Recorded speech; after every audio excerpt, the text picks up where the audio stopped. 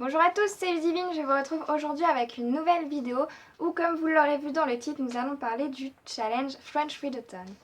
Ce challenge vient d'Adrien et d'Anaïs dont je vous mettrai les liens en barre d'infos de leur chaîne. Comme vous le savez sûrement, j'ai participé à l'édition de cet été que je n'avais pas réussi et que je ne vous avais d'ailleurs pas fait de vidéo pour manque de temps. Je vous reviens donc avec cette vidéo pour vous dire que je participe encore une fois, mais cette fois à l'édition de Noël. Oui, je persévère et j'espère cette fois réussir. Comme vous le savez sûrement, pour valider ce challenge, il faut lire au minimum 4 livres et au maximum 7 livres. Le challenge se fera du lundi 21 au matin minuit jusqu'au dimanche 27 au soir minuit. Pour participer, c'est très simple, il vous suffit, si vous êtes youtubeur ou blogueur, de faire un article sur votre blog ou simplement une vidéo en présentant votre PAL et bien évidemment en présentant le challenge. Si vous ne faites pas partie de ces deux catégories, c'est simple aussi, il vous suffit juste de partager votre PAL sur les réseaux sociaux avec le hashtag F2RAT.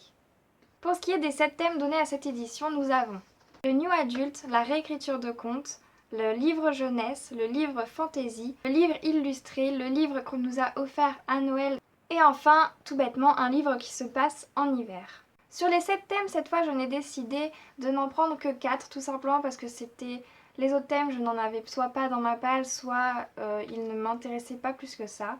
Pour le premier thème que j'ai choisi, j'ai donc décidé de prendre une réécriture de contes avec le tome 2 Charme des contes des royaumes de Sarah Pinborough. Pour ce qui est du deuxième thème, et là je ne suis pas du tout sûre de moi, j'ai pris un livre jeunesse avec Timothée de Fontbelle, le livre de perles, pardon.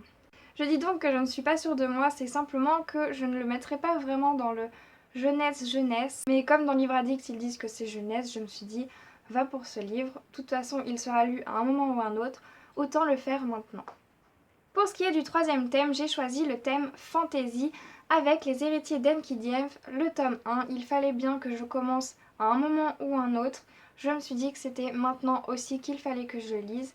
Donc voilà, pour le fantasy cet hiver, ce sera du Anne Robillard. Et pour finir en beauté avec le dernier thème, j'ai donc pris un livre qui se passe en hiver. Vu le titre Les fiancés de l'hiver de Christelle Dabos, je pense que ça se passe en hiver, en tout cas je l'espère, sinon je n'aurais pas réussi le challenge. Dites-moi en commentaire si ça se passe vraiment en hiver, si vous l'avez lu, parce que je n'en ai absolument aucune idée.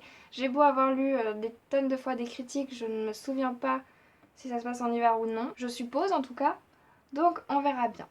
Voilà pour ce challenge, je vous ai présenté mes 4 livres avec mes 4 thèmes. J'espère sincèrement réussir, même si je n'en suis vraiment pas convaincue, parce que les vacances de Noël, je ne suis quasiment pas là. Du 24 au 27, je ne suis pas chez moi, donc ça va être très compliqué avec la famille, les amis.